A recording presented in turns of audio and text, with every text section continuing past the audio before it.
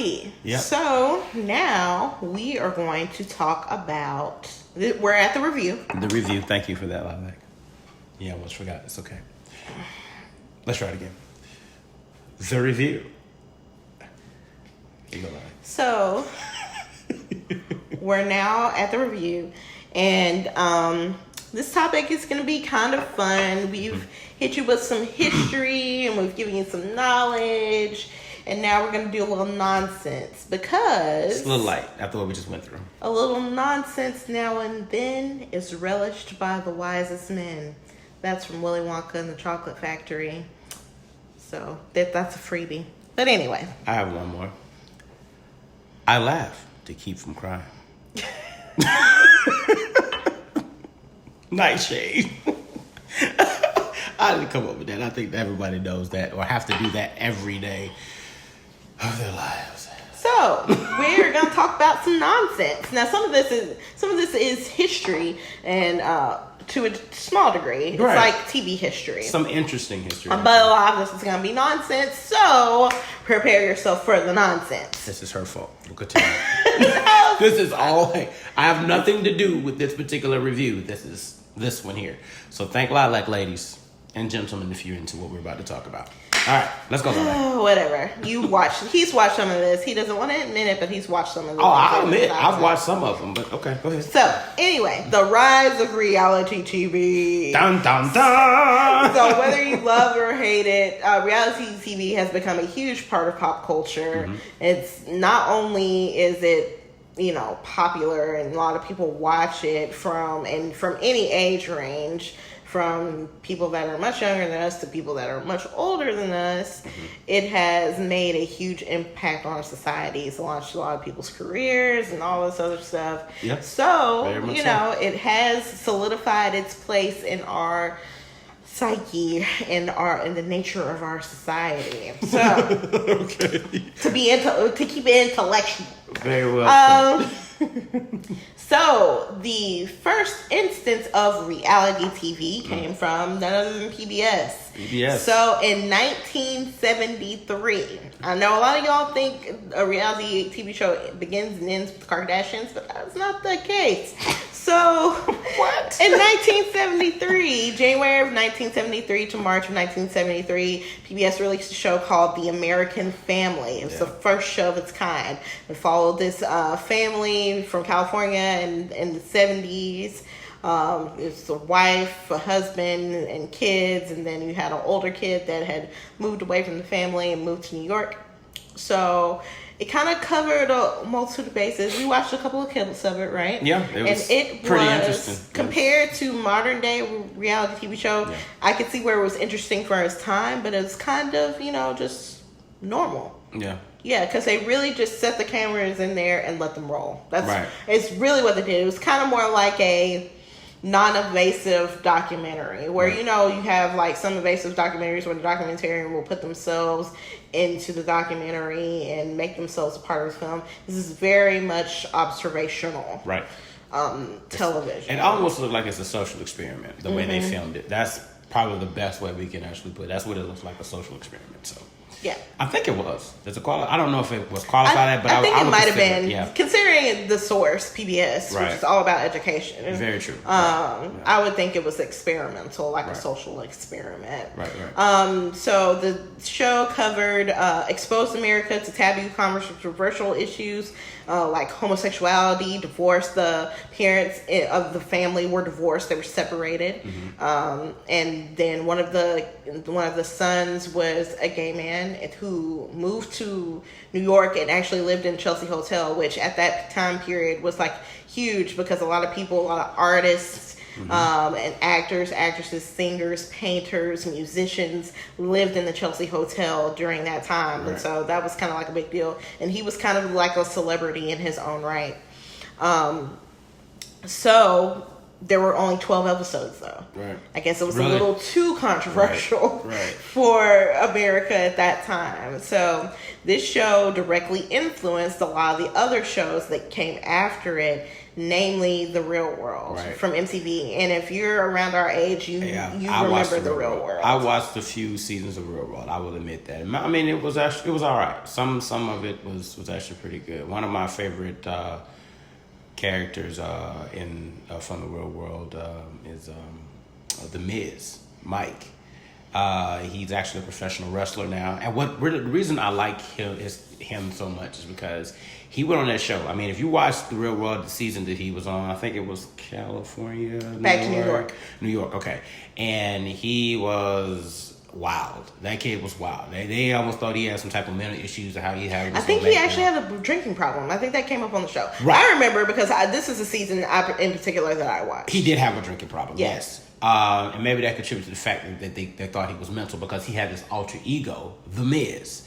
But dark stuff aside, what the beauty of his whole situation that he actually lived his dream, because he said he went onto the show and said, I'm going to be a professional wrestler.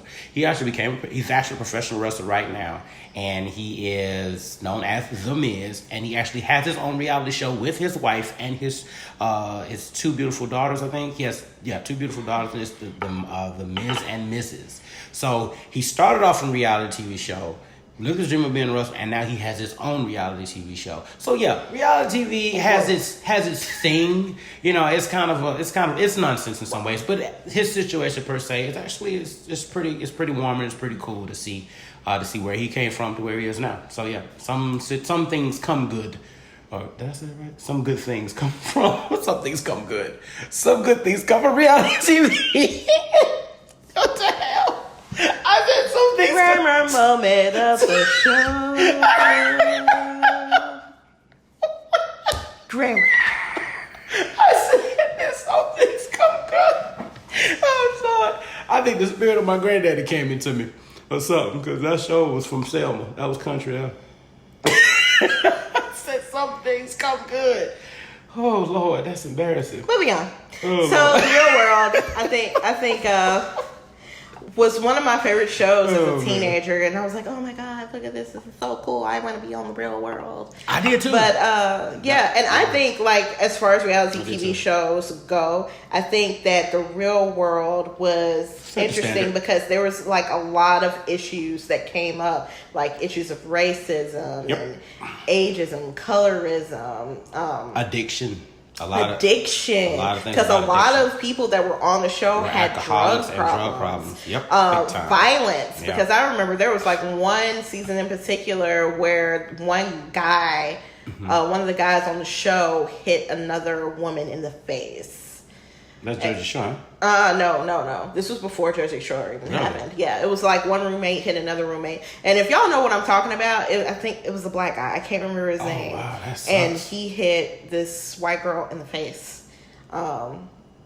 Good Lord. Yeah. It was, a lot of things happened on that show. And it brought up a lot of issues. And a lot of times these people were able to sit down. Like, they would fight and everything, but they were able to sit down and come together and work their differences out. Right. On television. Right. Now some of it may have been scripted. And some things may have been placed in place to make the show more interesting, and there was definitely some like fancy editing going on to make certain things seem like they happened that didn't or did. Right. But I would say like it was like a glimpse into what it would be like if you were forced to be in a situation with someone who is very different than you are. Right.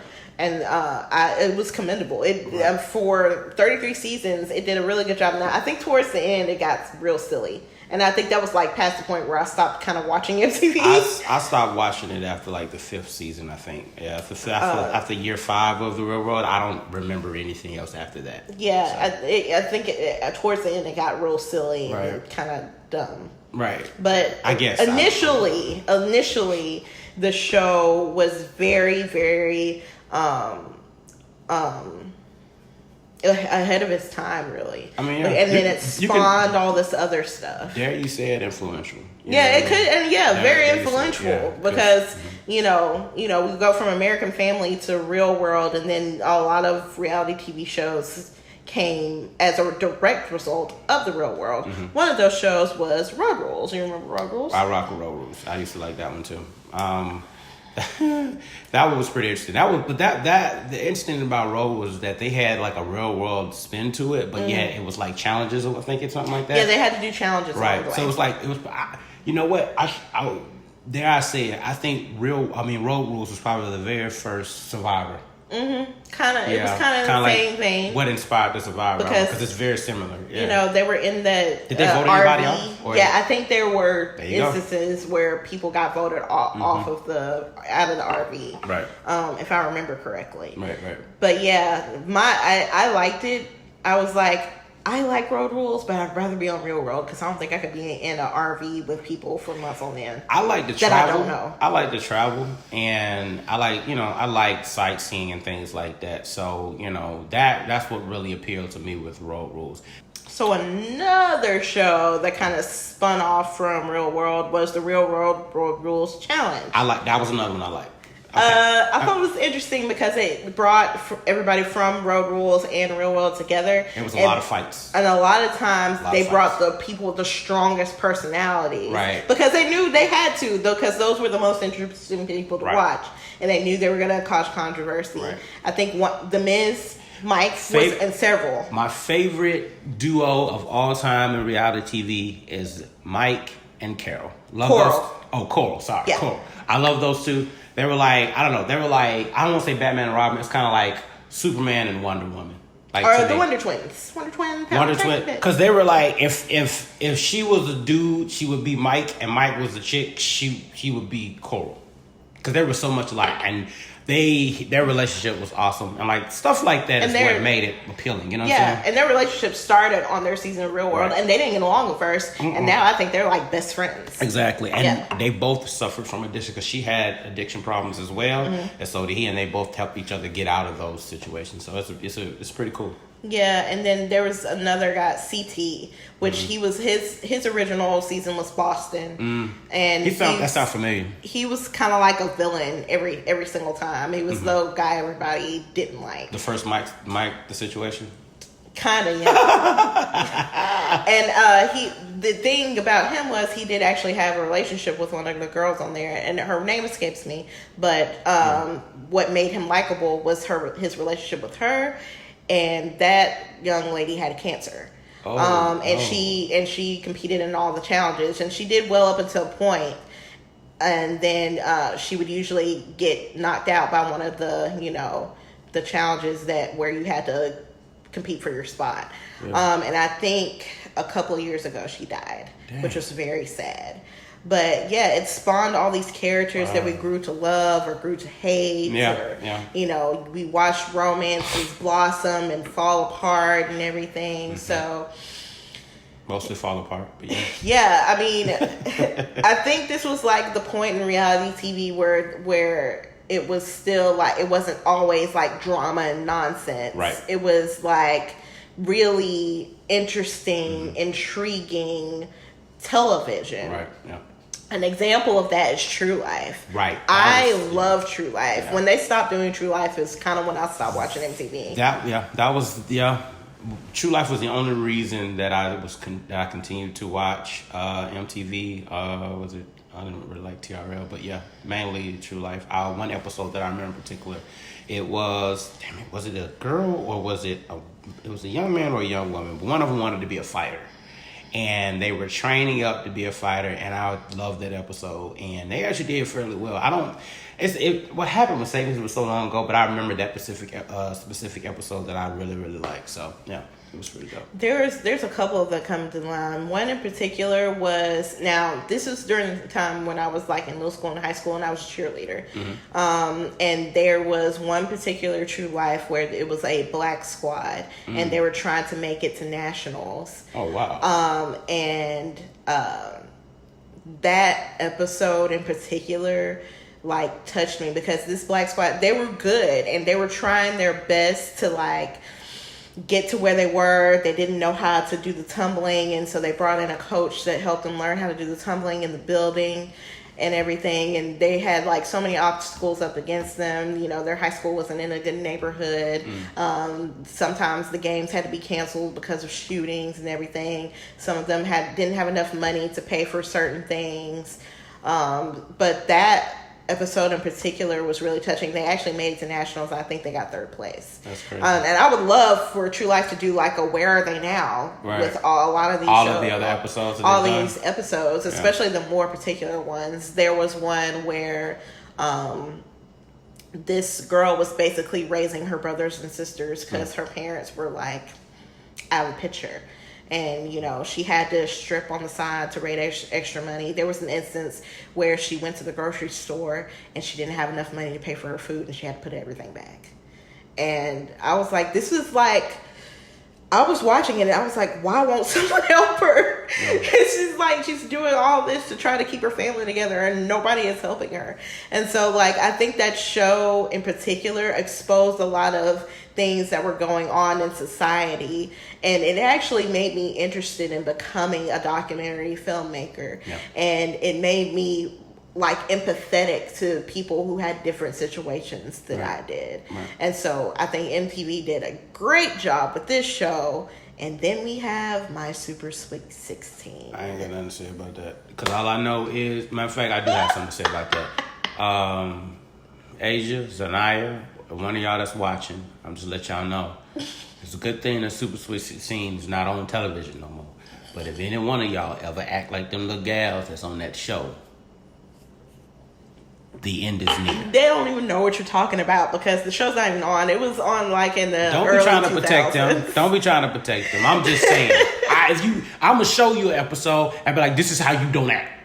But yeah, I think Super 16 was like the first piece of real trash TV that I engaged in. Me and my sister watched it all the time and would just watch how crazy some of these kids are. Now, granted, there were some who weren't as bad as others, but the really bad ones were the best ones to watch.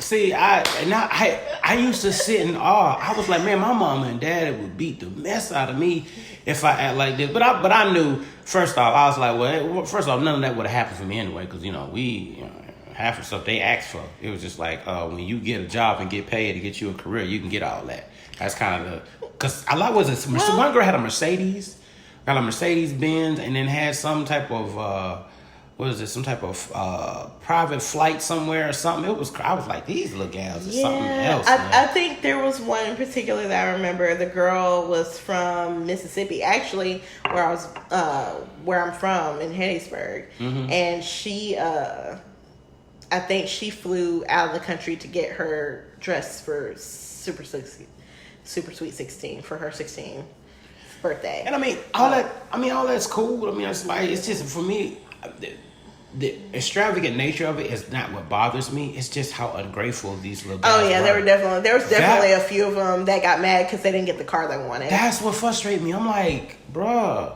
at least you got a car. I had to buy my own car. Like, I didn't get a car until I was 18, and it was like my mom's car. It wasn't new. What was it, 19 or 20? And I bought my car. That's when I'd have been happy that they would have gave me a put. I'd have been like, oh Lord, thank you. And it wouldn't have went far, but I would have been happy. They getting Benzes and BMWs and getting mad because it's the wrong color. Well, there were some notable people who were on the show. For example, Tiana Taylor.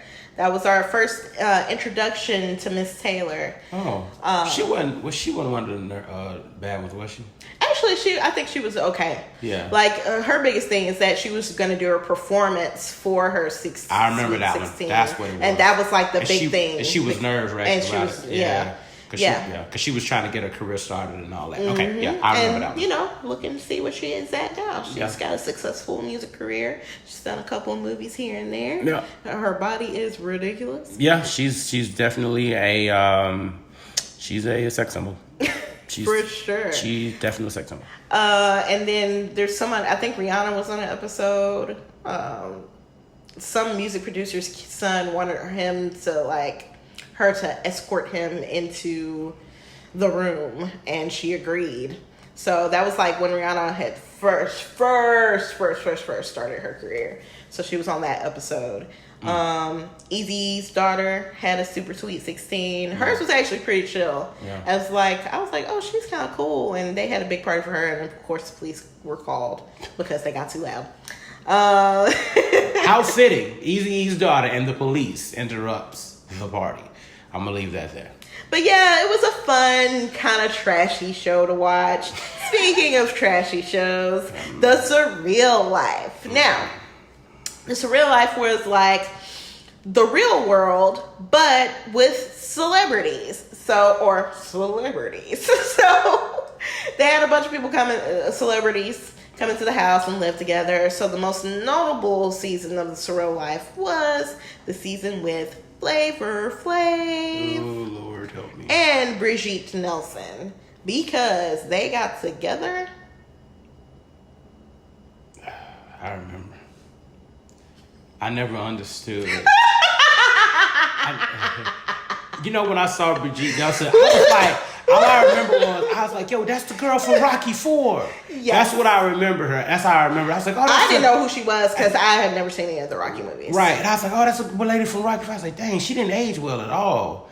I was like, man, because she was really pretty in Rocky IV. I thought she was really pretty. And then in This Real Life, I was like, what happened? But I was like, what happened? To say the least, they were a odd couple, and it was not only odd, it was a little gross. Ebony and Ivory. It was really... What she called him, her foo-foo? Yes. He does watch it, because he remembered that. I didn't remember. He did. The only reason I remember that because... Foofy. That's what... See, now. So, yeah.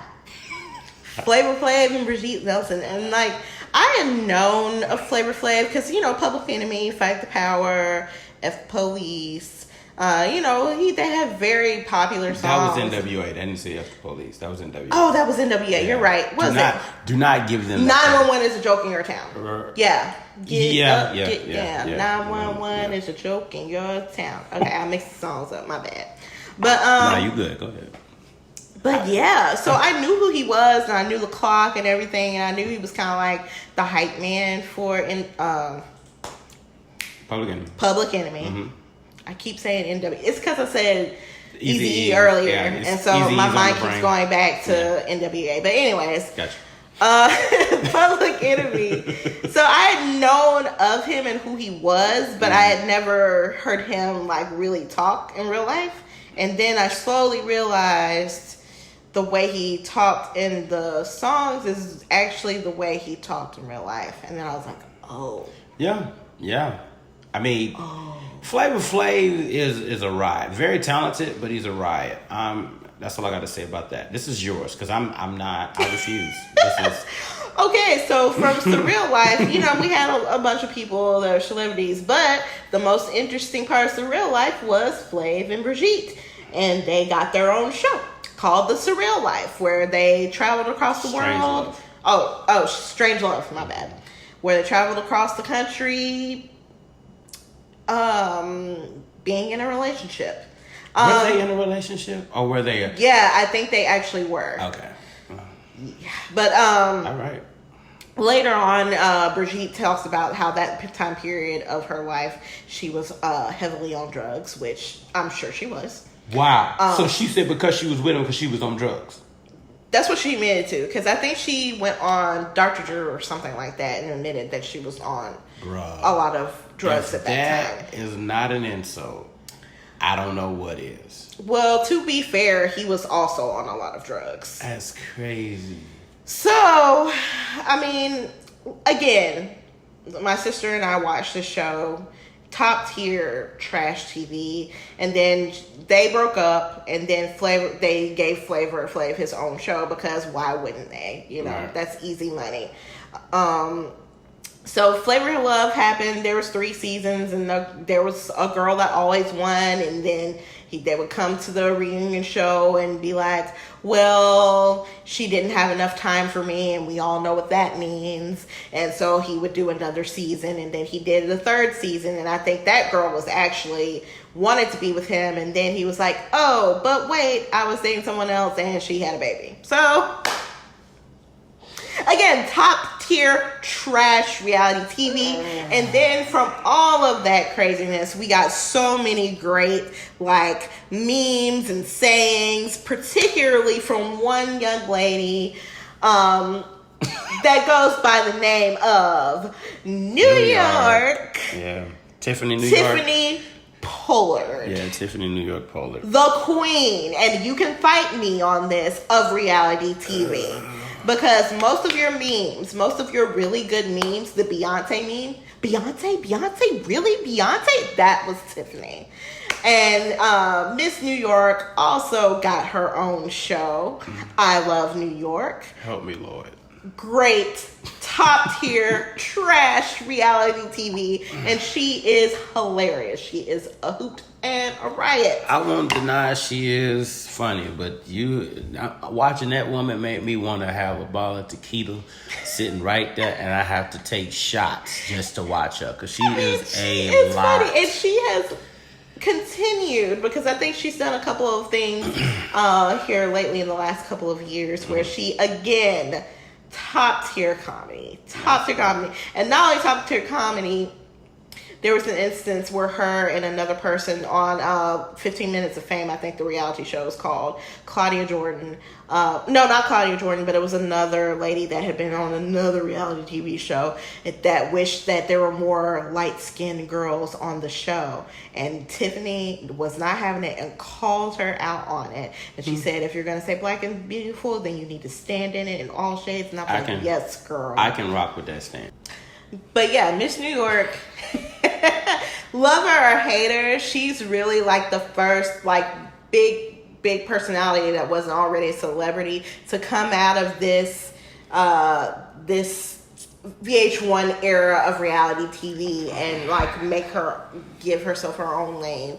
And so she had a couple of episodes of I Love New York, and then they did Rock of Love with Bret Michaels, which was kind of also a hot mess but in a different way.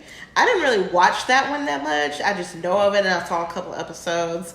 It wasn't nearly as popular, in my opinion, as maybe Flavor of Love or I Love New York, but it existed. I think they had a couple of challenge shows as well with people from all the different Flavor of Love and I Love New York and Rock of Love. I think they did like a challenge. Oh, wow. Didn't know that. Yeah. Okay. Kind of like the Real World Rules challenge. But oh, wow. Yeah, it was. You know, if y'all notice, I'm getting quieter and quieter because this is definitely out of my jurisdiction. I mean, anyway. So it's like, again, reality TV isn't for everyone. And it's like a lot of it's trash TV, and you just watch it because it's on. Laguna Beach is one of those. I didn't really watch Laguna Beach or The Hills or any of those shows. I've heard of those, but I've heard the names like Lauren Conrad and Heather and Heidi and Spencer, and I've heard all these names. I did not watch the shows because it did not interest me. They weren't interesting or entertaining to me at all. But I will tell you a show that I thought was hilarious, and as a couple it was hilarious, and it was the newlyweds Nick Lachey and Jessica Simpson. Let me tell you something. Babe, I know this can says chicken of the sea, and it's tuna, but is it chicken or fish? It's okay, babe. Yo, like, honestly, dude, that girl, but I swear, I don't like, she's convinced it was she was putting on an act. I don't know, man. I don't know. That would seem like a legit question she was acting, and I think that was the beginning and the end of their marriage. I think when she asked him that question, he was like, hell. Why did I'm married this dumb girl. Ooh, Jesus help me. I mean, they both moved on. She married someone else. I think he's a famous hockey player. I don't know. I don't know. And then he married Vanessa Carlson, who is like a TV personality. Wait. Oh. Not Vanessa Carlson. What's her name? I was about to say, isn't that the girl that think if I... not Vanessa Carlson. Her name is Vanessa something. But it's Vanessa Lachey now. But I was about to say, yeah, she's like a TV person. And I miss you. No, she's a TV personality.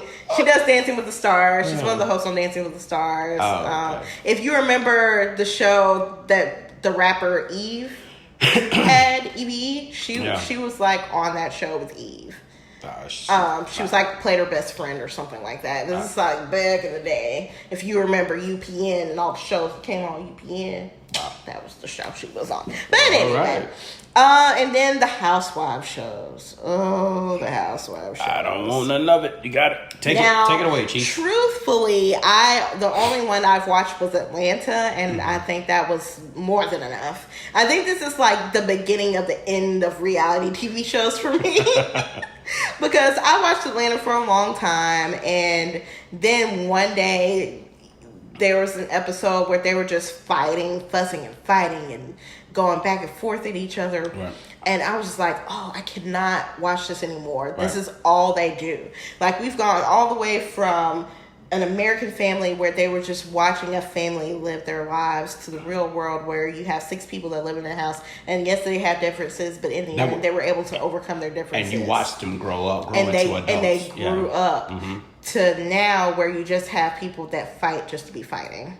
Right. And a lot of times what they're fighting about doesn't even matter. It doesn't make sense. Or doesn't make sense. Right. So this is how far we've come. Right. In reality TV. I mean, we can mention the Kardashians. I will briefly. And by the way, please don't. And that whole debacle with Jordan Woods, I'm definitely team Jordan Woods, and you can fight me. We can have a fight in the comments about it. She's talking about it. Okay. But anyway, I digress. Thank you. Housewives. The Housewives shows are kind of ridiculous. My mom still watches them. I think my sister watches them on occasion, but I stopped. It's probably fair to say the Real Housewives gave birth to the Basketball Wives and Love and Hip Hop and all that. Yeah. Mm-hmm. So Basketball Wives. So someone that was on the Real World actually ended up on Basketball Wives. Tammy Roman was on a season of Real World, and I guess she married a basketball player, and she was on Basketball Wives. Now, I don't remember Tammy Roman's season. No, I don't. I think I went back and watched a few clips, and she was like really chill.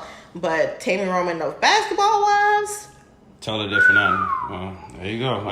She got named the bully of the show because she did kind of bully some people on the show, honestly. But I think she's kind of calmed down a little bit, and she's not so aggressive with people. Right. But so there you have it. Well, there's a connection there with Basketball Wives, and I think Shawnee O'Neal was the one who started this show. Right, Shaquille O'Neal's ex-wife. Right. Yes. Yeah. Yes. Because she was on the first season of Basketball. She was on a couple of seasons. Because I remember seeing commercials. They always do like the next time on such and such, and they'll show like these individuals, or I'll see in passing. My sister would watch the Basketball Wives, and I remember seeing kind of older wives. Because they had like some older wives, and then some were young. So it's kind of like a mixture they were doing of like the older wives were kind of like old mentor and look over the younger wives, and you had those older wives like trying to be like calm down, don't act up, and the younger wives were like and flip out and throw chairs, and it was a lot, man. I think Evelyn Lozanda jumped across the table, but I think they did Basketball Wives and then Football Wives because Evelyn was married. They had Football Wives? Yeah, because I think that's where Evelyn came into play because Evelyn was married to Ocho Cinco and Chad Johnson. Is that the one he headbutted? Yeah.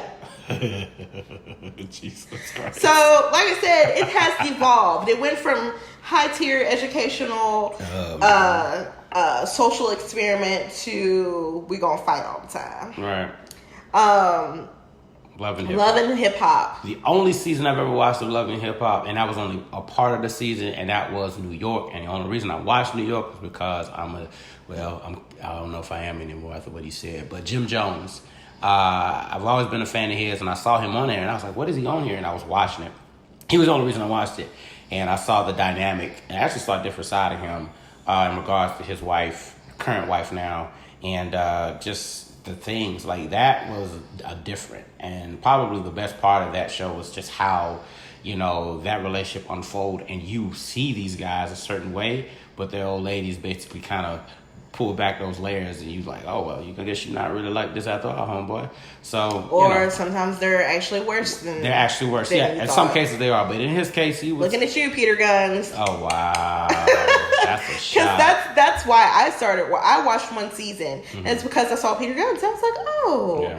I haven't heard from him since that song, right. Uptown Baby. No, Uptown Baby. Not a Peter Guns fan, but okay. I don't know any other songs by him, but that was the song I knew, and I was like, I remember that from my childhood.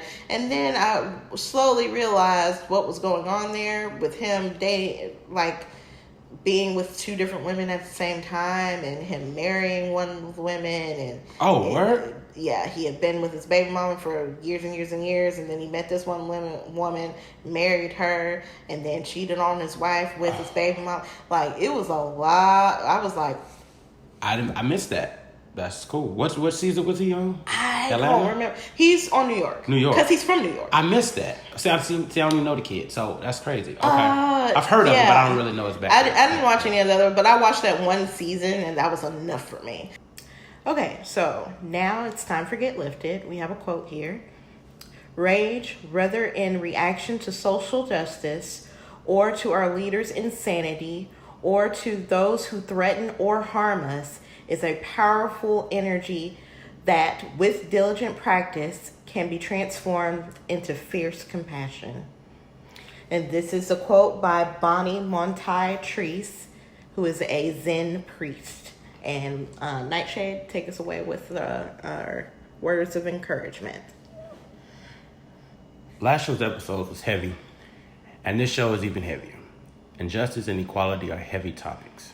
Heavy to the point of a crushing sensation that forces a man or woman's survival instinct to surface. I have seen countless videos of men and women of color being held and even attacked without cause. People regardless of color being condemned for their differences, and I'm personally tired of it all.